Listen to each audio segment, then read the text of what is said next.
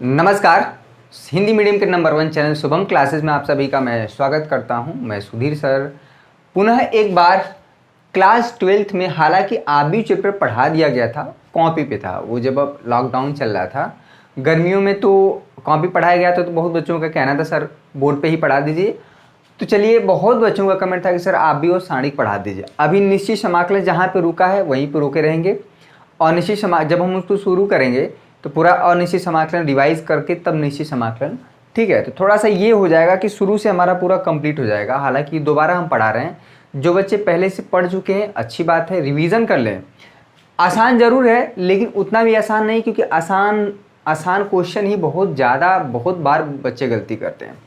तो आइए हम एक्सरसाइज 2.1 में जो इम्पॉर्टेंट क्वेश्चन होंगे, साथ में इसका कॉन्सेप्ट क्या है। सबसे पहले कि आज का जो टॉपिक है कि परिभाषा और पहचान, आव्यूह का कोटि क्या होता है, आव्यूह के प्रकार और आव्यूहों की समानता, ये 3 टॉपिक हमें पढ़ना है। तो ज़्यादा समय नहीं लेते हुए हम सीधे टू द पॉइंट। देखिए, ऐसी इतना चीज़ें बताएंगे जिसमें आपका काम बन जाए, और इतना भी ज़्यादा नहीं बताएंगे कि अनावश्यक हो जाए, ठीक है। तो टू द पॉइंट चीज़ों पर हम करेंगे, क्योंकि जस्ट लाइक फाइनल शॉट है। फाइनल शॉट का मतलब होता है कि आपको उतना ही चीज़ें बताया जाए जितनी आपको आवश्यकता हो। आव्यूह अगर बात करें, परिभाषा की बात करें, तो आव्यूह सिंपली जो है एक संख्याओं का सिस्टमेटिक अरेंजमेंट होता है, ठीक है। जैसे हम कहें कि 8-10 संख्याएं आप लीजिए, तो कोई क्या करेगा बच्चा कि उसको पूरा एक लाइन में बैठा देगा। हो सकता है कि 2 लाइन में रखे, 3 कॉलम में रख दे, इस तरह से अरेंजमेंट है सिंपली। आप मोबाइल का कीपैड देखिए, वो क्या है, एक आव्यूह अरेंजमेंट है, ठीक है। और क्या है, और जो हमारा लैपटॉप का होता है कीबोर्ड, वो भी क्या है, एक मैट्रिक्स अरेंजमेंट है। तो सिंपली जो मैट्रिक्स क्या होता है, कुछ संख्याओं का या किसी भी वस्तुओं का एक अरेंजमेंट होता है, लेकिन वो अरेंजमेंट सिस्टमेटिक होता है। चलिए, तो आव्यूह को रिप्रेजेंट करने का जो तरीका है, यहाँ पे 2 इस तरह से बड़ी लाइन खींच के हम थोड़ा सा इसको मोड़ देंगे, क्लियर है। और हमेशा आव्यूह को रिप्रेजेंट करते हैं जो हमारे अल्फ़ाबेट है इंग्लिश के, वो जो 26 लेटर हैं वो उसे कैपिटल लेटर से ABCD FG HIJ कुछ भी लिख सकते हैं, क्लियर हुआ। और आव्यूह का जो रिप्रेजेंटेशन आप सभी इससे परिचित हैं पहले से। अगर देखिए, किताब आपको खोल के देखना है, बहुत चीज़ें हम ज़्यादा डिटेल में नहीं जाएंगे, जो काम की चीज़ें वही हम बताएंगे 2.1 में। आइए, इसमें क्या होता है, अगर मान लीजिए ये है 4 है, 5 है, 6 है, मान लीजिए 7 है, 8 है, यहाँ पे 9 है, ठीक है। ये 4, 5, 6, 7, 8, 9 इस आव्यूह के एलिमेंट कहलाएंगे, और हर एलिमेंट की अपनी पोजीशन होती है, और इसमें इसको बोलते हैं पंक्ति, यानी कि ये R1 और इसको बोलते हैं R2 यानी कि दूसरी पंक्ति। R फॉर रो होता है, रो मतलब पंक्ति, ठीक है। और यहाँ पे C मतलब होता है कॉलम, C मतलब होता है कॉलम, क्लियर है। यहाँ पे देखा जाए 3 कॉलम है, 1, 2, 3, ठीक है। इसको बोलेंगे पहला कॉलम, ये हो जाएगा दूसरा कॉलम, और ये हो जाएगा तीसरा कॉलम। तो इसमें क्या होता है कि किसी भी आव्यूह का जो कोटि होता है, इसमें एक टॉपिक है, किसी भी आव्यूह का कोटि क्या होता है, बहुत इंपॉर्टेंट है ये। आव्यूह का कोटि हमेशा आपको पता होना चाहिए। तो इसमें क्या होता है, किसी भी आव्यूह का अगर आपको कोटि बताना है, कोटि, ठीक ना, इंग्लिश में बोलते हैं ऑर्डर। तो उसमें क्या होता है, इंग्लिश में क्या बोलते हैं, ऑर्डर। इसमें कितने पंक्तियों की संख्या है, अगर देखा जाए तो 2, और कितने कॉलम की संख्या है, 3। तो इसका जो ऑर्डर है 2 क्रॉस 3 का हो जाएगा। हमेशा किसी भी आव्यूह का अगर हम पूछें कि कोटि बताइए, तो उसमें सबसे पहले कितने नंबर ऑफ रो हैं, ठीक है, पंक्तियों की संख्या, और उसमें कितने नंबर ऑफ कॉलम हैं, ठीक है। ये चीज़ कभी भी ऐसा नहीं होना चाहिए कि अगर पंक्तियों की संख्या कम है और स्तंभों की संख्या ज़्यादा है, तो आप स्तंभों की संख्या को पहले लिख दें और इसको बाद में। भले यहाँ पे 2 कम है, 3 ज़्यादा है, यानी कि इसमें 3 कॉलम है और 2 ही हमारा क्या है, रो है, 2 ही पंक्ति हैं। तो हमेशा कम हो चाहे ज़्यादा, उससे नहीं मतलब है, हमेशा पहले जो लिखा जाएगा वो बताएगा कि कितने पंक्ति हैं, और इसमें बाद में जो लिखा गया है वो बताता है कितने उसमें कॉलम है, क्लियर हुआ। तो ये हुआ किसी भी आव्यूह का कोटि, बहुत आसान है, उसमें number of row into number of column, clear है, बहुत आसान है। किसी भी आव्यूह को आप देख के बता सकते हैं कि इसमें पंक्तियों की संख्या कितनी है, कॉलम की संख्या कितनी है। ये हो गया एक आव्यूह, ठीक है। आव्यूह को कैसे रिप्रेजेंट करते हैं, आव्यूह को कोटि क्या हो गया। एक चीज़ और हम बता दें, देखिए जो एक जनरल रिप्रेजेंटेशन होता है, यहाँ पे हम बात करें A11, समझिएगा, A12, A13, ठीक है। यहाँ पे A21, यहाँ पे बात करते हैं A22, ये यहाँ पे हो जाएगा A23। अभी समझिएगा ये क्या चीज़ है, A31 यहाँ पे कहते हैं A32 और यहाँ पे हो जाएगा A33। ठीक है, एक आव्यूह है जिसके अवयव 1 2 3 9 अवयव हैं। ठीक है, इसमें अगर देखा जाए तो 3, ये R1 ये है R2। समझिएगा बहुत इंपॉर्टेंट चीज़ है, जो बच्चे एकदम नहीं पढ़े हैं जिनके लिए नया है वो ध्यान से देखें, बहुत आसान होता है। अगर थोड़ा सा बहुत ज़्यादा ध्यान से भी नहीं देखना है, इतना देखना है कि काम बन जाए। ठीक है, बहुत ज़्यादा अगर आप वो देखते हैं तभी गलत हो जाता है। बहुत ज़्यादा दिमाग लगाने की आवश्यकता नहीं है, बहुत नॉर्मली आप देखिए। इसमें देखा जाए तो 3 पंक्तियों की संख्या और 3 क्या है, कॉलम है। ठीक है, इसमें क्या होता है, इसमें इसका जो ऑर्डर है 3 क्रॉस 3 ऑर्डर का है, यहाँ पे लिखा जाता है 3 रो हैं 3 कॉलम है। क्लियर है, देखिए यहाँ पे अगर A11 लिखा जाए इसका मतलब होता है कि A11 का मतलब फर्स्ट रो और फर्स्ट कॉलम का एलिमेंट। ठीक है, A12 लिखा जाए कि इसका मतलब है ये जो पहले लिखा गया है ये यहाँ पे 1, ये हमेशा अगर यहाँ पे लिखा जाता है तो इसका मतलब पहले जो लिखा जाता है वो बताता है रो की पोजीशन, और दूसरा जो होता है हमेशा बताता है कॉलम की पोजीशन। A12 का मतलब है ये जो एलिमेंट है ये फर्स्ट रो और सेकेंड कॉलम में होगा। A13 का मतलब होता है फर्स्ट रो और थर्ड कॉलम में होगा। क्लियर है, A13। ठीक है, तो कभी भी अगर हम बात करें A23 इसका मतलब होता है कि ये जो एलिमेंट है दूसरे रो यानी कि दूसरी पंक्ति और तीसरे कॉलम यानी कि तीसरे स्तंभ में हो है। ठीक है, तो आप जैसे A23 लिखेंगे वैसे आप तुरंत यहाँ पे हो जाएंगे कि ये पहला रो, दूसरा रो और तीसरा कॉलम है, फर्स्ट सेकेंड थर्ड। कभी भी आप R1 ये नहीं दिखाएंगे, R1 R2 R3 ऐसे नहीं होता, ऊपर से R1 R2 R3 ये सब चीज़ें फिक्स हैं। कभी भी आप इसको C1 C2 C3 इसको नहीं करेंगे शुरुआत से, C1 C2 C3। क्लियर हुआ, ये हुआ किसी भी एलिमेंट का। और इसमें जो किसी भी आव्यूह में टोटल नंबर ऑफ एलिमेंट कितने होते हैं, अगर जो उसका ऑर्डर होता है उसका मल्टीप्लाई कर देंगे यानी कि 3 3 जा 9, 9 एलिमेंट होंगे। क्लियर हुआ, ये रहा बहुत बेसिक रिप्रेजेंटेशन। और आव्यूह जो है कैसे अन्य संख्याओं से 2 आव्यूह को जोड़ना, 2 आव्यूह को घटाना, 2 आव्यूह को मल्टीप्लाई करना और सारी चीज़ें हैं हम लोग करेंगे। तो ये रहा बहुत बेसिक चीज़ें। अगर किसी भी आव्यूह को ध्यान से देखिए, और भी इस तरह से लिख देते हैं यहाँ पे छोटा सा, बहुत ज़रूरी है जानना इसको, बहुत शॉर्ट में लिखा जाता है। जैसे इस तरह से हम लिख दें कि AIJ। ठीक है, AIJ और यहाँ पे लिख दिया जाए कि 2 क्रॉस 2। क्लियर है, इसका मतलब है कि आई बताता है नंबर ऑफ रो। ठीक है, ये रो को बताता है और J बताएगा कॉलम को। क्लियर है, AIJ तो हम बताएं ये आव्यूह है 2 क्रॉस 2 ऑर्डर का। अगर इसको हम ओपनली करके यहाँ पे जो आई जो चलेगा हमारा 1 से लेके 2 तक चलेगा। ठीक है, और J भी हमारा जो चलेगा 1 से लेके 2 तक चलेगा। इसको समझिएगा, बहुत बच्चे इसमें कंफ्यूज हो जाते हैं कि ये क्या चीज़ है। I की वैल्यू अगर ऐसे नहीं समझ में आ रही तो ऐसे लिखेगा 1 और 2, J की वैल्यू क्या है 1 और 2। क्लियर है, देखिएगा कैसे इसको हम ओपन करके लिखेंगे तो ये 2 क्रॉस 2 ऑर्डर का क्या हो जाएगा, एक आव्यूह हो जाएगा। समझिएगा इसको, बहुत इंपॉर्टेंट है ये, एक क्वेश्चन मिलेगा, बहुत बार पूछा जाता है। देखिए 2 क्रॉस 2 ऑर्डर का है ये आव्यूह। इसमें क्या होता है कि पहले I की वैल्यू 1 रखेंगे और J की वैल्यू 1। ठीक है, I की वैल्यू फिर 1 रहेगा ही, J की वैल्यू 2 हो जाएगी, क्योंकि आपको मैक्सिमम 2 ही कॉलम तक जाना है। नंबर ऑफ कॉलम कितने हैं 2, नंबर ऑफ रो कितने हैं 2। ठीक है, अब आ जाइए यहाँ पे दूसरा पंक्ति पहला कॉलम और यहाँ पे क्या है दूसरा पंक्ति दूसरा कॉलम। ये हमारा ये ओपनली हो गया, यानी कि ये शॉर्ट में लिखा गया ये जो चीज़ ये सेम है। इससे ऐसे आप जा सकते हैं और ऐसे है तो ऐसे भी जा सकते हैं।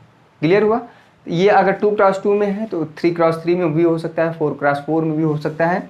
और आव्यूह में क्या होता है कि अगर m क्रॉस n लिख दिया जाए इस तरह से, ठीक है, AIJ, तो I जो है हमारा बताएगा उसमें maximum number of row m होगा और J बताएगा कि मैक्सिमम नंबर ऑफ कॉलम जो है n होगा।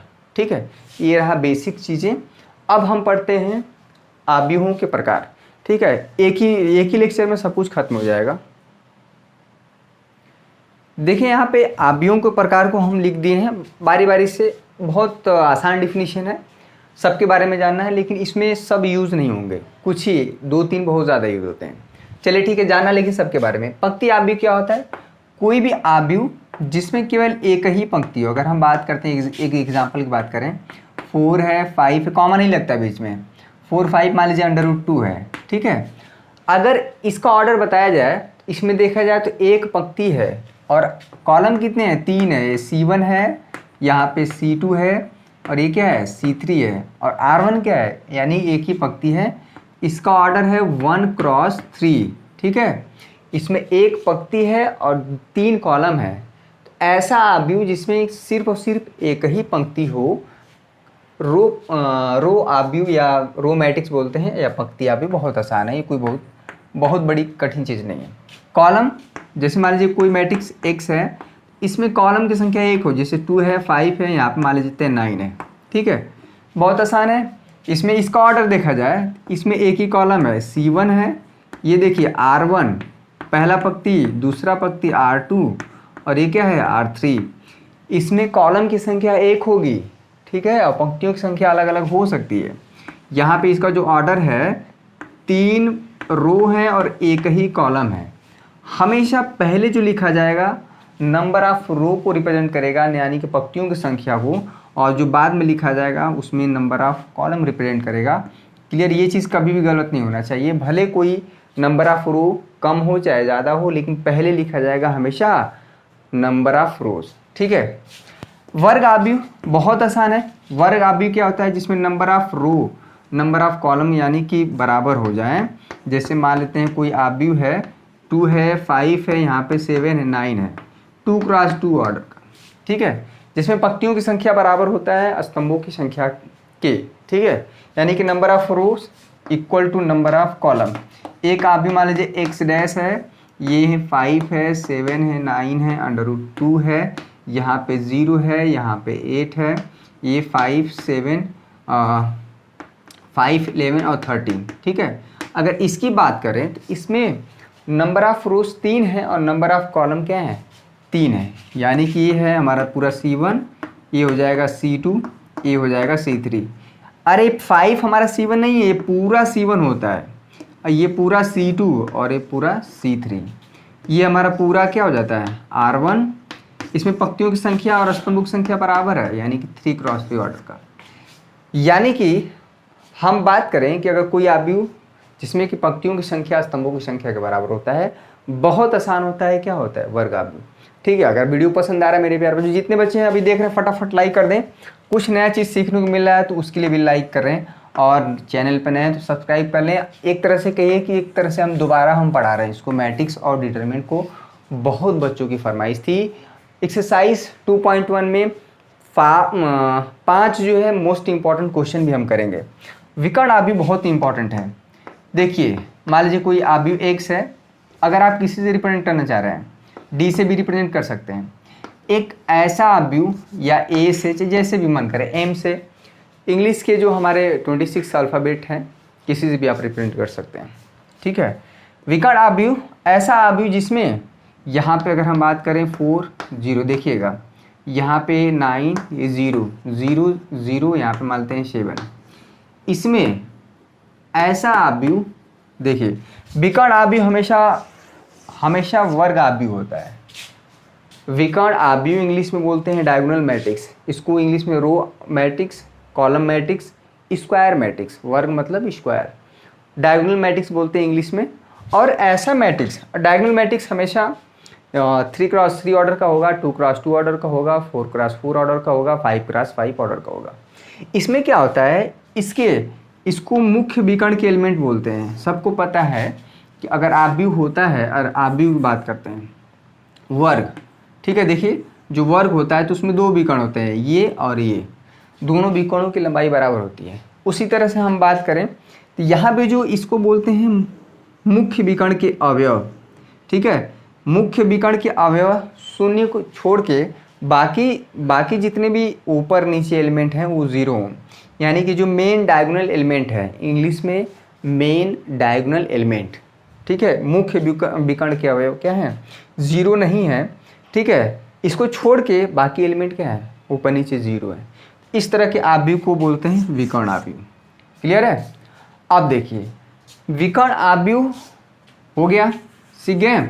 चलिए अदिश आव्यूह स्केलर मैट्रिक्स, इसमें क्या है कि एक ऐसा अदिश आव्यूह एक विशेष प्रकार का विकर्ण आव्यूह होता है। यहाँ पे आप एलिमेंट 4, 9, 7 देख रहे हैं, सारे के सारे एलिमेंट क्या हैं, अलग अलग हैं।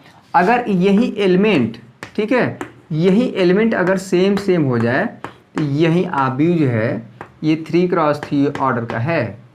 कितने पंक्ति हैं, 1 2 3, कॉलम कितने, 1 2 3।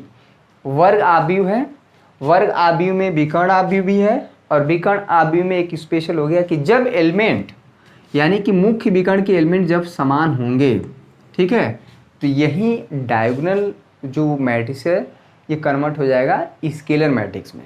क्लियर है? यानी कि अदिश आव्यूह में यही जो विकर्ण आव्यूह है यही हम क्या कह लेंगे, इसे अदिश आव्यूह। यानी कि अदिश आव्यूह जो है एक स्पेशल केस है, किसका, विकर्ण आव्यूह का। अगर ये एलिमेंट अलग अलग ना होके सेम हो जाए तो ये आव्यूह क्या हो जाएगा, अदिश आव्यूह। चलिए तो अब देखिए जो तत्समक आव्यूह है, इंग्लिश में बोलते हैं आइडेंटिटी मैट्रिक्स। किताब खोल के देख लीजिएगा, आपको डिफिनीशन मिल जाएगी। ठीक है, अभी जितने बच्चे देख रहे हैं फटाफट लाइक करें।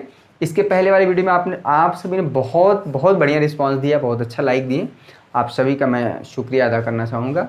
इसी तरह से प्यार बना रखिए और हम भी बोर्ड तक आपको एकदम अच्छे से प्रिपेयर करवा देंगे। देखिए एक यही जो है तत्समक आव्यूह भी एक स्पेशल प्रकार का विकर्ण आव्यूह है। जब इसके मुख्य विकर्ण के एलिमेंट 1 1 हो जाए, जैसे यहाँ पे 1 0 0 0 1 0 0 0 1, ठीक है, ये हो जाएगा 3x3 ऑर्डर का। 2x2 ऑर्डर भी हो सकता है, 4x4 ऑर्डर का भी हो सकता है, इसमें इशू नहीं है, लेकिन होना चाहिए वर्ग आव्यूह। तत्समक आव्यूह आइडेंटिटी मैट्रिक्स भी हमारा है, स्क्वायर होना चाहिए, अदिश आव्यूह भी स्क्वायर होना चाहिए, और हमारा क्या है, विकर्ण आव्यूह तो स्क्वायर होना चाहिए। तो अगर ध्यान से देखा जाए, इसके अगर मुख्य विकर्ण के एलिमेंट 1 1 हो जाए, सेम तो होना ही चाहिए। तो कोई पूछे कि भैया जो तत्समक आव्यूह है ये अदिश आव्यूह है कि नहीं, एकदम बोल सकते हैं। विकर्ण आव्यूह है कि नहीं, एकदम बोल सकते हैं। यानी कि जो तत्समक आव्यूह, हर एक तत्समक आव्यूह अदिश आव्यूह और विकर्ण आव्यूह है, लेकिन हर एक अदिश आव्यूह जो है तत्समक आव्यूह नहीं है। अगर इसमें कंपेयर करेंगे तो अदिश आव्यूह हमारा तत्समक आव्यूह नहीं है, जबकि तत्समक आव्यूह हमारा क्या है, अदिश आव्यूह है। क्यों? क्योंकि इसके एलिमेंट 1 1 है और इसके एलिमेंट क्या है, 4 4 है। क्लियर है?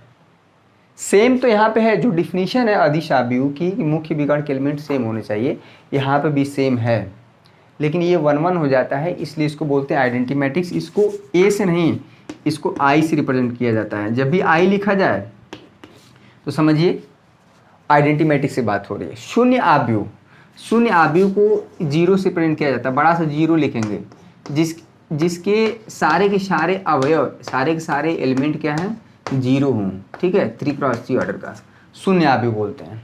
ठीक है, तो ये हमारा टाइप्स ऑफ जो है मैट्रिक्स हुआ, और इसमें सबसे ज़्यादा यूज होगा विकर्ण आव्यूह, वर्ग आव्यूह, और इन सब में ये ज़्यादा यूज होगा आइडेंटिटी मैट्रिक्स। ठीक है, आइडेंटिटी मैट्रिक्स जब भी हम बोलें तो तुरंत, अगर 3x3 ऑर्डर का बोलें तो 1 0 0 1 0 0 0 1, 2x2 ऑर्डर का बोलें, देखिएगा आइडेंटिटी मैट्रिक्स 2x2 ऑर्डर का बोलें तो 1 0 0 1 हो जाएगा। क्लियर है? तो ये रहा हमारा टाइप्स ऑफ मैट्रिक्स। आपको इतने ही प्रकार के पढ़ने हैं, इससे भी ज़्यादा हैं लेकिन आपको वो नहीं पढ़ने। चलिए ये रहा कुछ डिफिनीशन, आपको आना चाहिए, किताब में भी लिखा हुआ है, किताब पलट के देखेंगे आपको समझ में आएगा। मेरा काम था समझाना, आपको बताना। चलिए अब हम बात करते हैं आव्यूहों की समानता। एक छोटा सा टॉपिक है, इससे सवाल भी आते हैं, इक्वलिटी ऑफ मैट्रिसेस। चलिए एक छोटा सा टॉपिक है जो कि आपका एक्सरसाइज 2.1 इसी से पूरा सॉल्व हो जाएगा। देखने में बहुत भड़कीला लग रहा है लेकिन है बहुत आसान। कब कहेंगे, अगर आपको 2 आव्यूह दिया है, मान लीजिए एक आव्यूह ए दिया है, एक आव्यूह बी दिया है, थोड़ा आसान ज़रूर है लेकिन उतना भी आसान नहीं है। ठीक है, अगर 2 आव्यूह हम कहें कि आव्यूह ए और आव्यूह बी यहाँ पे दोनों बराबर है। इक्वलिटी ऑफ यानी कि कब दोनों आव्यूह इक्वल कहे जाएंगे, तो इसमें कंडीशन होती है कि दो आव्यूह तब समान कहलाते हैं जब दोनों आव्यूह का क्या है, कोटि समान हो, यानी कि ऑर्डर, और साथ में संगत, ये शब्द बहुत इंपॉर्टेंट है, संगत अवयव। इसका क्या मतलब है, अभी एक एग्जाम्पल से क्लियर हो जाएगा। उसके बाद सीधे हमें एक्सरसाइज 2.1 में 5 मोस्ट इंपॉर्टेंट क्वेश्चन किया जाएगा जो मोस्ट एक्सपेक्टेड हैं। देखिए, एक आव्यूह ए है जिसका ऑर्डर m क्रॉस n है, इसका मतलब इसमें पंक्तियों की संख्या m है और स्तंभों की संख्या n है। एक आव्यूह बी है m क्रॉस t ऑर्डर का है, यानी इसमें पंक्तियों की संख्या m है और स्तंभों की संख्या t है। तो यहाँ पे कभी भी यहाँ पे आव्यूह ए आव्यूह बी के बराबर नहीं हो सकता। क्यों? क्योंकि यहाँ पे जो है पंक्तियों की संख्या तो दोनों में बराबर है, लेकिन स्तंभों की संख्या अलग अलग है। इसमें स्तंभों की संख्या n है, इसमें स्तंभों की संख्या t है, इसलिए दोनों आव्यूहों का क्या है, ऑर्डर समान नहीं है, इसलिए आव्यूह क्या है, a not equal to b। तो ये बहुत बड़ी कंडीशन है। अगर यहीं पे m क्रॉस n ही कर दें हम, यानी कि दोनों में पंक्तियों की संख्या बराबर कर दें, तो स्तंभों की संख्या बराबर होती है। इसका ऑर्डर तो देखिए, अगर स्तंभ कोटि, दोनों आव्यूहों का कोटि यानी कि आव्यूह ए और आव्यूह बी का कोटि जो है बराबर हो गया, तो इसका ये मतलब नहीं है कि दोनों आव्यूह बराबर हो जाएंगे। ये तो पहली कंडीशन सेटिस्फाई हुई, ये दूसरी भी होना चाहिए, संगत अवयव बराबर होना चाहिए। एक एग्जाम्पल से हम क्लियर कर देते हैं कि दो आव्यूह कब बराबर कहलाएंगे, बहुत इंपॉर्टेंट है। तो कभी भी ऐसा दिमाग में नहीं होना चाहिए कि अगर दो आव्यूह का कोटि बराबर हो गया तो हम कहें कि अरे दोनों आव्यूह तो बराबर हैं, ऐसा नहीं है। संगत अवयव भी बराबर होना चाहिए, ये बहुत इंपॉर्टेंट है। एक एग्जाम्पल से क्लियर हो जाएगा। देखिए, एक आव्यूह मान लीजिए यहाँ पे ले लेते हैं 4 5 0, यहाँ पे √2 9, यहाँ पे 7, ठीक है। इसका ऑर्डर है 2 क्रॉस 3, यानी कि इसमें एक पंक्ति दो पंक्ति, पंक्तियों की संख्या 2, 1 2 3, कॉलम की संख्या कितनी, 3। चलिए, एक आव्यूह भी है, यहाँ पे 4 है, 5 है, 0 है, √2 है, यहाँ पे 9 है, यहाँ पे 8 है। अगर यहाँ पे देखा जाए 2 क्रॉस 3, ठीक है। चलिए, आव्यूह ए और आव्यूह बी, जो पहली कंडीशन है, किसी ने कह दिया कि a इक्वल टू बी है, तो ये सरासर गलत है। आव्यूह ए आव्यूह बी के बराबर नहीं है, कोटि जरूर बराबर है, यानी कि इसका भी ऑर्डर 2 क्रॉस 3 का है और इसका भी ऑर्डर 2 क्रॉस 3 का है। दोनों जो आव्यूह ए और बी हैं समान कोटि के हैं। ये तो पहली कंडीशन हो गई। संगत अवयव भी बराबर होना चाहिए, यानी इसका पहला रो पहले कॉलम के एलिमेंट 4 है, तो आव्यूह बी जो है इसका पहला कॉलम के एलिमेंट 4 है, पहला रो दूसरा कॉलम के एलिमेंट 5 है, यहाँ के एलिमेंट भी बराबर है, यहाँ का भी बराबर है, यहाँ का बराबर है, ये इसके बराबर है, ठीक है, यहाँ इसके बराबर है, लेकिन 7 जो है यहाँ नहीं बराबर। यानी कि अगर हम बात करें A23 नॉट इक्वल टू, यहाँ पे अगर हम बात कर दें B23, क्लियर है। यानी दूसरे रो और तीसरे कॉलम का जो एलिमेंट है, जो आव्यूह ए का है, वो आव्यूह बी के दूसरे रो और तीसरे कॉलम का एलिमेंट बराबर नहीं हो रहा है, ठीक है। A23 not equal to B23। तो यहाँ पे प्रत्येक संगत अवयव बराबर होना चाहिए। यहाँ पे अगर देखा जाए तो 6 एलिमेंट इसमें भी है और 6 एलिमेंट इसमें भी हैं, 5 बराबर हो गए थे, कोटि भी बराबर हो गई थी। ऐसा लग रहा था कि अरे दोनों आव्यूह बराबर हो गए हैं क्या, नहीं, इसमें प्रत्येक संगत अवयव समान होना चाहिए। अगर यहाँ पे 7 था, अगर ये 7 यहाँ पे हो गया, तब हम कहेंगे कि आव्यूह ए जो है आव्यूह बी के बराबर हो गया। क्लियर है, ये चीज़ समझना है, ठीक है।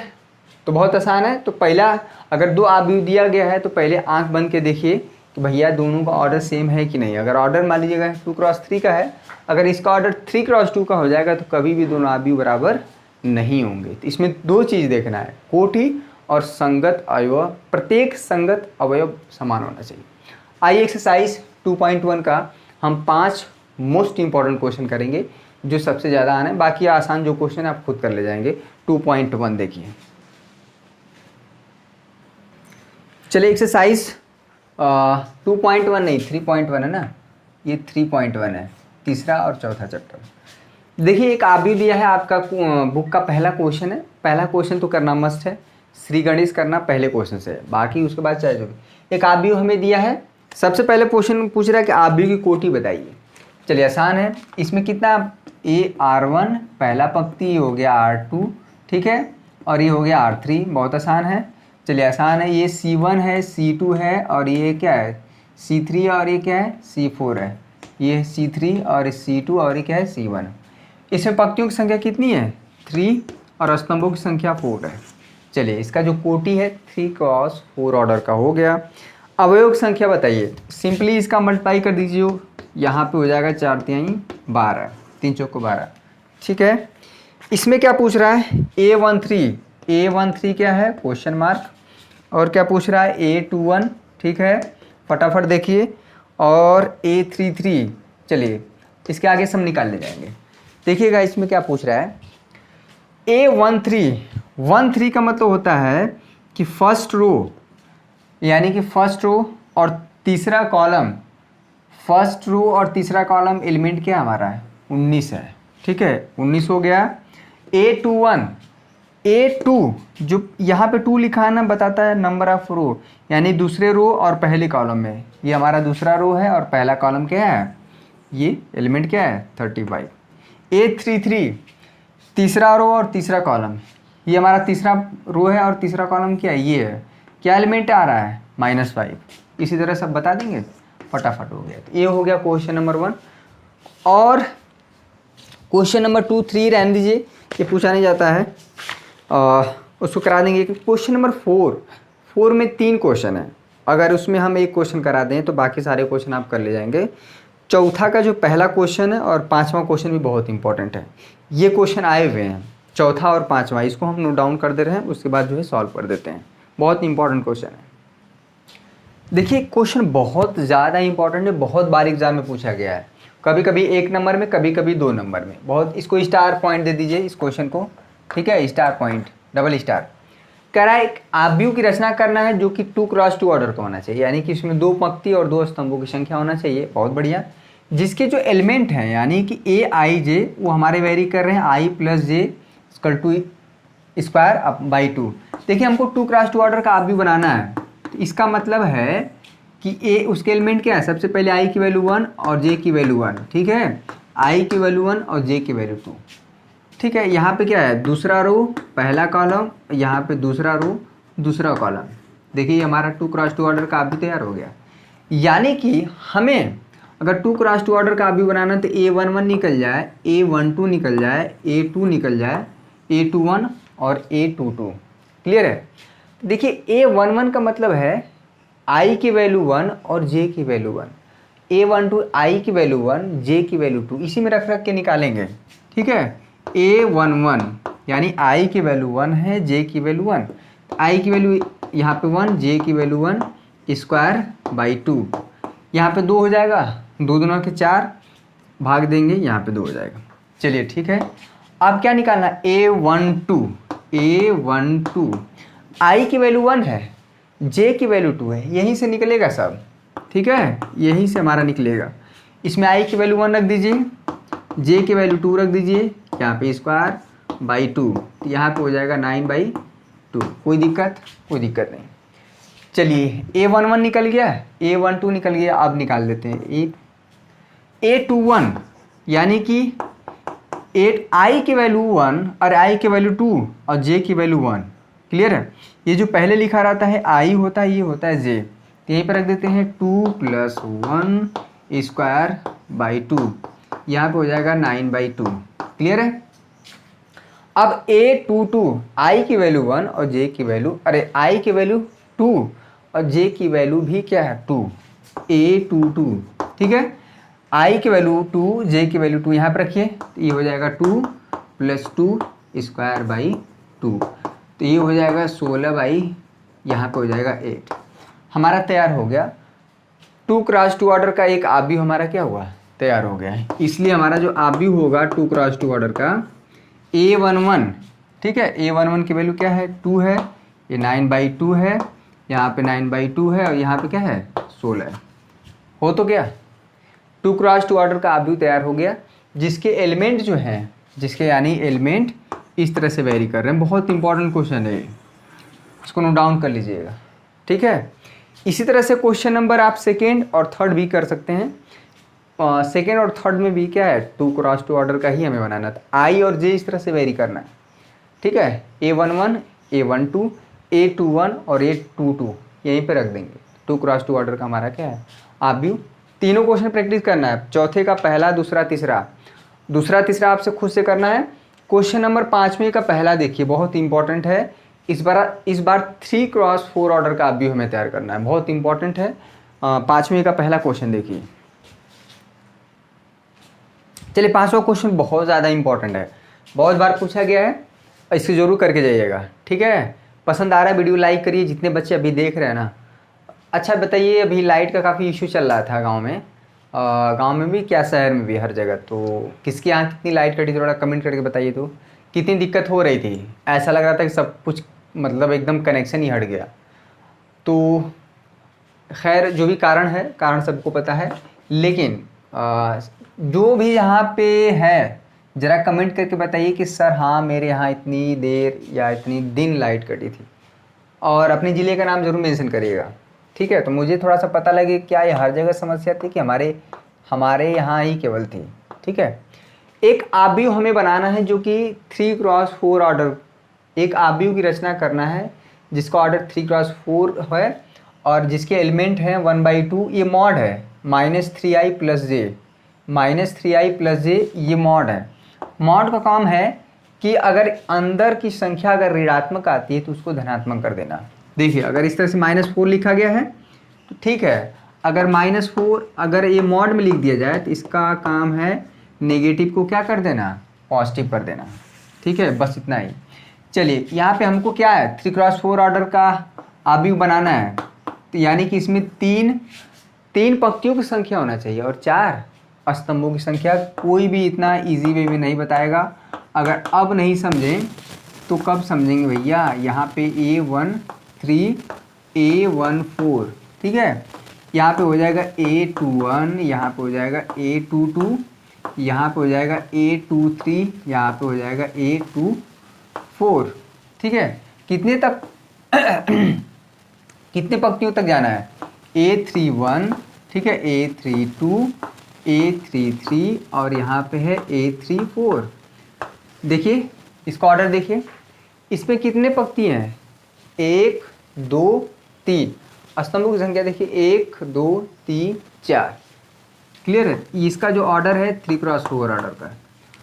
अब देखिए कुल मिला के अब हमको A11 निकालना है, A12, A13, A14, total 12 element निकालने हैं। A11 का मतलब होता है कि यहाँ पे देखिए I की वैल्यू 1 और J की वैल्यू 1 रखिए, इसमें A हमारा 1 1 निकल के आएगा। क्लियर है, I की वैल्यू 1, J की वैल्यू 1, यहाँ पे 1/2 रख दीजिए। मॉड है I की वैल्यू 1, ठीक है, और J की वैल्यू क्या है 1। ध्यान दीजिएगा, -3 हो जाएगा, -3 में से घटाएंगे -2 आएगा, चूँकि मॉड है तो +2 कर देगा। यहाँ पे 2 से डिवाइड कर रहा है तो इसकी वैल्यू क्या आ जाएगी 1, ठीक है। उसी तरह से निकालिए A12 1/2 ब्रैकेट में I की वैल्यू 1 है और J की वैल्यू क्या है, J की वैल्यू 2, इसी में रखिए। यहाँ पे I की वैल्यू 1, J की वैल्यू 2। -3 में से -3 का 1 में मल्टीप्लाई होगा, -3 होगा, -3 + 2 -1 हो जाएगा। चूँकि मॉड लगा हुआ है तो -1 को +1 कर देगा। देखिए यहाँ पे 1/2, ये -1 हो जाएगा। मॉड का काम है कि -1 को +1 कर देता है, ये आ जाएगा फाइनली 1/2। चलिए यहाँ पे रख देंगे 1/2।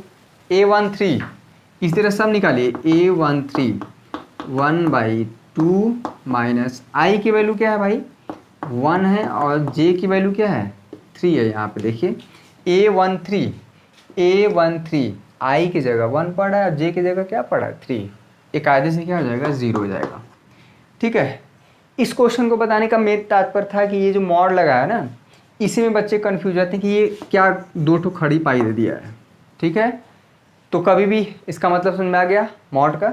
उसी तरह से आपको सारे एलिमेंट निकाले जाना है। A14 भी निकाल सकते हैं, ठीक है। यहाँ पे i 1/2, यहाँ पे हो जाएगा -3, i की वैल्यू 1, j की वैल्यू 4, तो यहाँ पे हो जाएगा 1/2 -3 + 4 1 होगा, ठीक है। चूँकि नेगेटिव आ नहीं रहा है, पॉजिटिव है तो कोई बात नहीं, पॉजिटिव है तब तो पॉजिटिव देगा। अगर इस तरह से mod 4 लिखा है तब तो ये तो अंदर पॉजिटिव है तो पॉजिटिव देगा ही, लेकिन -4 है ना, तब भी उसको 4 कर देगा।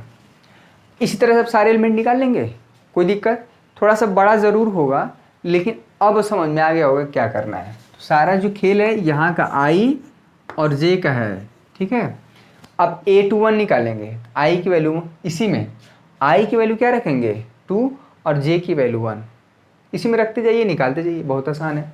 सारे के सारे यानी कि 12 निकालना है, 4 हमने निकाल दिया है, 8 आप निकाल दीजिए, यहीं पर रख दीजिए, हमारा 3x4 ऑर्डर का एक आव्यूह तैयार हो जाएगा, जो कि जिसके एलिमेंट इस तरह से हैं। चलिए, तो ये रहा 2 मोस्ट इम्पॉर्टेंट क्वेश्चन, अभी 3 बचा है। चलिए तीसरा मोस्ट इम्पॉर्टेंट क्वेश्चन देखिए। चलिए छठा क्वेश्चन है, इसमें जो है 3 क्वेश्चन है, छठा में 3 क्वेश्चन है। आप किताब देखिए पलट के, जितने बच्चे भी किताब नहीं लिए एनसीईआरटी का बुक देखना है भाई, पता नहीं कहाँ है, कौन कौन सी बुक पढ़ रहे हैं सब लोग, मुझे इतने परेशान करके रख दिए आप लोग। बार बार हम कह रहे हैं एनसीईआरटी पढ़िए, सवाल इधर इसी में से आएंगे। देखिए यहाँ पे कह रहा है कि एक आव्यूह XYZ का मान बताना है सभी में, पहले दूसरे तीसरे तीनों क्वेश्चन में XYZ का मान बताना है। क्वेश्चन क्लियर हो गया, क्या करना है। देखिए एक आव्यूह ये दिया है, एक आव्यूह ये है, बीच में बराबर का चिन्ह लगा हुआ है। हमको पता है कि 2 आव्यूह बराबर तभी होते हैं जब दोनों का ऑर्डर, यानी इसका देखिए ऑर्डर 2x2 ऑर्डर का है और इसका भी ऑर्डर क्या है 2x2 ऑर्डर का। हमको दोनों आव्यूह बराबर, यानी कि यहाँ पे बराबर लिख दिया गया है, इसका मतलब ये है कि यहाँ का अवयव इसके बराबर होगा, यानी कि 4 = y। इसको थोड़ा सुंदर दिखने के लिए लिख सकते हैं y = 4, y का मान आ गया। 3 = j, यहाँ का एलिमेंट इसके बराबर होगा, यानी कि 3 = z, ठीक है। तो z का मान क्या आ गया 3 आ गया, क्योंकि हमको पता है कि 2 आव्यूह अगर बराबर हैं तो उनका कोटि समान तो होगा ही होगा, साथ में संगत अवयव, यानी कि पहले आव्यूह का फर्स्ट कॉलम का एलिमेंट दूसरे आव्यूह के फर्स्ट कॉलम एलिमेंट के बराबर होगा, यहाँ का इसके यहाँ का और यहाँ का, ठीक है। और यहाँ ये वाला एलिमेंट इसके बराबर होगा, यानी x = क्या हो गया 1। तो सभी की वैल्यू आ गई x y z, ठीक है, x y z की वैल्यू आ गई, बहुत आसान है। चलिए पहला क्वेश्चन हो गया, बहुत आसान था। अब देखिए ये एलिमेंट एक साथ है, x + y एक साथ है, 5 + z एक साथ है, ये एक साथ है। दोनों आव्यूह 2x2 ऑर्डर के हैं, दोनों के बीच में बराबरी लग गया है। अब हमें ये चेक नहीं करना है, ये चेक नहीं करना है कि दोनों आव्यूह बराबर हैं कि नहीं। बराबर यहाँ पे लगा है तो इसका मतलब ही क्या है, बराबर है, तो इसका मतलब ये हुआ कि 2x2 ऑर्डर दोनों तो ये हैं, पहला एलिमेंट इसके बराबर होगा, यानी x + y बराबर हो जाएगा 6 के, ठीक है। अब क्या होगा, ये वाला एलिमेंट इसके बराबर हो जाएगा, यानी कि 5 + z = 5, तो z की वैल्यू 0 आ जाएगी। चलिए z की वैल्यू 0 आ जाएगी तो परेशान होने की जरूरत नहीं है। अब देखिए x y = 5 8 होगा, यहाँ वाला एलिमेंट इसके बराबर होगा, ठीक है, ये वाला इसके बराबर। ध्यान दीजिएगा x y = यहाँ पे हो जाएगा 8, इसको समीकरण नंबर 2 दे दीजिए। समीकरण 1 और दोनों को सॉल्व करना पड़ेगा। y की वैल्यू यहाँ से निकाल लीजिए, किसी की वैल्यू किसी से निकाल सकते हैं। y की वैल्यू यहाँ पे निकालेंगे 6 - x हो जाएगा, तो y की वैल्यू इसी में रख दीजिए, दोनों समीकरण 1 2 को सॉल्व कर दीजिए, ठीक है। x y की वैल्यू क्या है 6 - x = यहाँ पे हो जाएगा 8, द्विघात समीकरण बन जाएगा 6x - x², यहाँ पे हो जाएगा 8, सबको उधर ले जाइए, ठीक है। x² हो जाएगा -6x हो जाएगा और +8 = 0। x की 2 वैल्यू आएगी, देखिए अगर इसका हम गुणनखंड करें तो 4 दूना के 8, तो -4 और -2 ले लीजिएगा, -2 और -4 का मल्टीप्लाई करेंगे 8 आएगा, और इसका फैक्टर इसकी जो है x - 4 और x - 2 गुणनखंड बनेगा। x की 2 वैल्यू आएगी 4 और x की 2, ठीक है। अगर x की वैल्यू 4 यहाँ पे लेंगे, ठीक है, तो y की वैल्यू जो आ जाएगी 6 माइनस ये y की वैल्यू 2 आ जाएगी, ठीक है। अगर x की वैल्यू अगर आप 2 लेते हैं तो y हमारा क्या हो जाएगा, 4 हो जाएगा। क्लियर है। तो x हमारा देखिए, x अगर आप 4 लेते हैं तो y 2 हो जाएगा, अगर x 2 लेते हैं तो y 4 हो जाएगा, क्योंकि यहाँ पे दोनों का योग 6 आना ही आना चाहिए। क्लियर है। तो आप किसी एक वैल्यू को आप ले सकते हैं, ठीक है। और यहाँ पे x अगर 4 लेते हैं तो y 2 हो जा रहा है, यानी कि 4 दूना के 8, यहाँ पे इसके बराबर है। क्लियर है। तो ये हो गया आंसर। बहुत बढ़िया, दोनों पॉसिबिलिटी है, x की वैल्यू 2 तो y की वैल्यू 4, ठीक है, या x की वैल्यू 4 y की वैल्यू 2 हो जाएगी। दोनों पॉसिबिलिटी, दोनों आंसर सही है। और z तो 0 0 आएगा, ये हमारा आंसर हुआ, ठीक है। ये हुआ क्वेश्चन नंबर दूसरा। तीसरा क्वेश्चन देखिए बहुत इंपॉर्टेंट है, ये क्वेश्चन बहुत इंपॉर्टेंट है, ठीक है। छठे का तीसरा क्वेश्चन, इसको हम और अच्छे से कर देते हैं, बेहद इंपॉर्टेंट क्वेश्चन है। चलिए छठा का तीसरा क्वेश्चन है, ये छठा का यहाँ पे हमने मिटा दिया था, कोई बात नहीं, आपके पास किताब होगा। देखिए यहाँ पे दोनों आव्यूह के बीच में बराबरी का चिन्ह लगा हुआ है। अगर दोनों आव्यूह की बात करें तो इसमें एक पंक्ति, दो पंक्ति, तीसरी पंक्ति और एक ही कॉलम है। दोनों का ऑर्डर सेम है, 3x3 ऑर्डर का है, और दोनों के बीच में बराबरी लग गया है। तो हमको पता है कि दो आव्यूह बराबर तभी होते हैं जब दोनों आव्यूहों के संगत अवयव बराबर हो। यहाँ का एलिमेंट इसके बराबर, x प्लस जेड हो जाएगा 5 के बराबर, y प्लस जेड होगा 7 के बराबर। देखिएगा क्या होगा, x plus Y plus Z equal to क्या होना चाहिए, 9, समीकरण नंबर 1, ठीक है।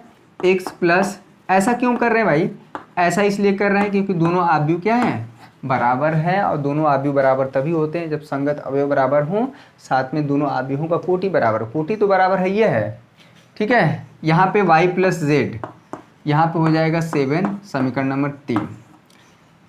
देखिए कैसे x y z निकलेगा, हमें x y z बताना है, x y और z, ठीक है। देखिएगा कैसे निकलेगा, क्वेश्चन मार्क है। अगर एक क्वेश्चन हो जाएगा, इसके बाद जितने भी सारे क्वेश्चन है आसान है, हो जाता है।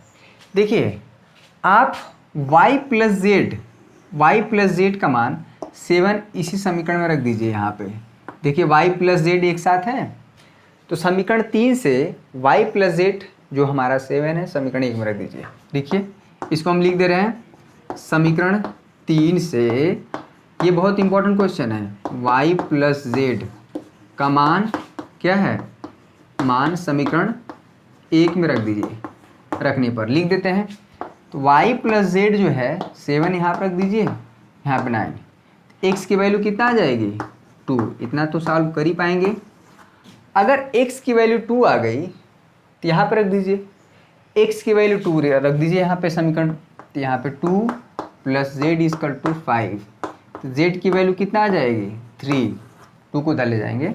अगर x निकल गया है, z निकल गया है, ठीक है, z निकल गया, यहाँ पे रख दीजिए, तो y निकल जाएगा, चाहे यहाँ पर कहीं भी रख दीजिए, समीकरण 3 में रख दीजिए। z की वैल्यू 3, तो y प्लस 3 इजकल टू यहाँ पे 7, y हमारा क्या आ जाएगा, 4। देखिए कितना आसान हो गया।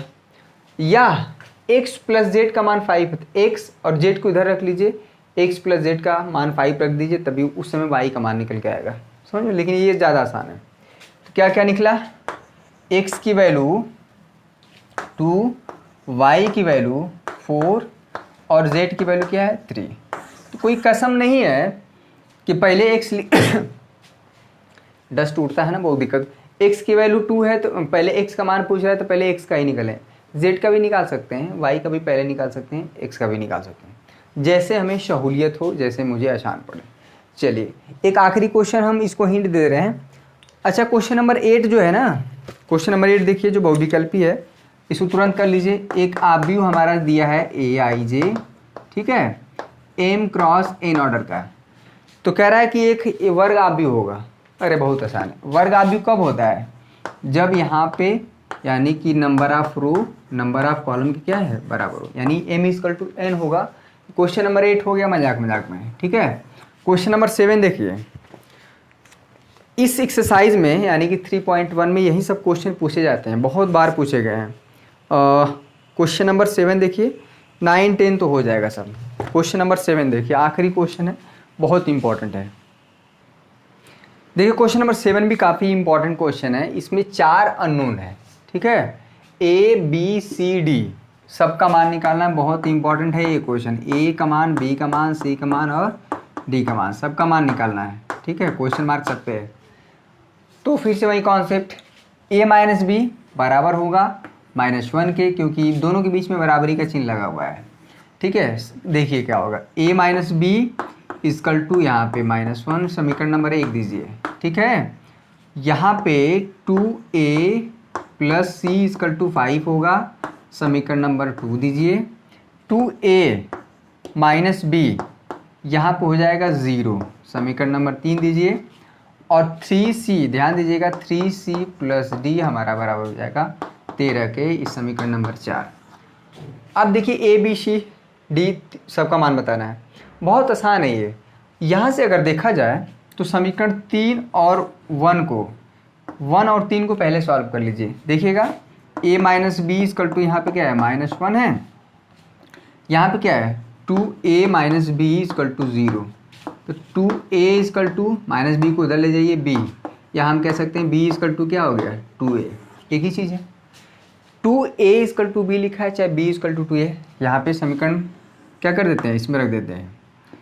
a हो गया, b की जगह क्या है भाई, 2a, इधर है -1। a में से -2a कर पाएंगे कभी जीवन काल में, कर लिए, बहुत बढ़िया हो गया। चलिए अपने आप a की वैल्यू कर, यहाँ पे 1 आ गई। अगर a की वैल्यू 1 आ गई तो यहाँ पर रख दीजिए, क्योंकि b इजकल टू 2a है, तो यहाँ से हो जाएगा, ठीक है। यहाँ पे से b की वैल्यू कितना आ गई, 2। चलिए b की वैल्यू आ गई 2, a निकल गया, b निकल गया, ठीक है। यहाँ पर रख देते हैं समीकरण नंबर 2 में, समीकरण नंबर 2 में रख दीजिए। यहाँ पे 2, a की वैल्यू क्या है, 1 प्लस सी इजकल टू 5, तो c इजकल टू क्या हो जाएगा, 2 को उधर ले जाएंगे, कट जाएगा, 3 हो जाएगा। a b c निकल गया, d कहाँ से निकलेगा, देखिए अब c निकल गया है, अब इसमें रख दीजिए। तो 3c की वैल्यू कितना हो जाएगी, 3 प्लस d इजकल टू यहाँ पे 13, 3 3 के 9, वहाँ घटा देंगे, 13 में से 9 कितना आ जाएगा, 4। सबका निकल गया। a कितना आया, 1, b कितना आया, 2, c कितना आया, 3 और d कितना आया, 4। a की वैल्यू 1 2 3 4, आप इसमें रख के देख लीजिए। a की वैल्यू 1 रखिए और b की वैल्यू 2, 1 माइनस 2 -1 आएगा। एक कंडीशन भी सेटिस्फाई होना चाहिए, आपका आंसर सही है या गलत है, आप कॉपी, आपको आंसर देखने की ज़रूरत नहीं है, आप खुद ही चेक कर सकते हैं। यहाँ पर रख के देख लीजिए, बराबर आना चाहिए। 2a, देखिए 2a माइनस, देखिए 2a, a की वैल्यू 1, b की वैल्यू 2 थी, तो कितना आ जाएगा, 0, यहाँ पे 0 है ना। 3c, c की वैल्यू क्या भाई, 3 है, 3 3 के 9 और d की वैल्यू क्या है, 4 है, 9 4 13 है ना। तो यानी कि आपने a b c d जो निकाला है वो सही है। ये रहे हमारे एक्सरसाइज 3.1 से। इसके बाद जितने भी सारे क्वेश्चन आप कर सकते हैं, क्वेश्चन नंबर 9 भी कर सकते हैं, क्वेश्चन नंबर 10 देखेंगे, एक बार डिस्कस कर देंगे, एक आध नंबर वाले क्वेश्चन, आप एग्जाम्पल के भी क्वेश्चन कर सकते हैं, ठीक है। तो हमारा जो एक्सरसाइज अगला होगा 3.2, उसमें 2 आव्यूहों को जोड़ना, 2 आव्यूहों को घटाना, किसी आव्यूह में कुछ एक अदिश संख्या का मल्टीप्लाई कैसे किया जाता है, और 2 आव्यूहों को कैसे गुणा किया जाता है, ये सारी चीज़ें हम सीखेंगे। और एक्सरसाइज 3.2 भी पूरा का पूरा एक दिन में एक एक्सरसाइज सॉल्व होगा, ठीक है। उसमें जो मोस्ट इम्पॉर्टेंट क्वेश्चन है वही सॉल्व होंगे, बाकी जो आप कर ले जाएंगे। इतना हम बता देंगे कि बाकी जो शेष क्वेश्चन होंगे उस एक्सरसाइज में आप कर ले जाएंगे। आई होप आपको ये सेशन पसंद आया होगा, मज़ा आया होगा, क्लियर हुआ होगा, जो भी डाउट था ज़रूर क्लियर हुआ होगा। आई होप कि बाकी शेष क्वेश्चन आप कर ले जाएंगे, और जो मोस्ट इम्पॉर्टेंट क्वेश्चन थे 5 मैंने वहाँ पे डिस्कस कर दिए। इसी तरह से हम लोग करेंगे। तो जस्ट लाइक फाइनल शॉट भी हो रहा है, जो कॉन्सेप्ट है वहाँ पे भी सिखाया जा रहा है, और साथ में जो सवाल भी हो रहा है, ठीक है। तो आज के लिए बस इतना ही। बहुत बहुत धन्यवाद आप सभी का। जय हिंद, जय भारत।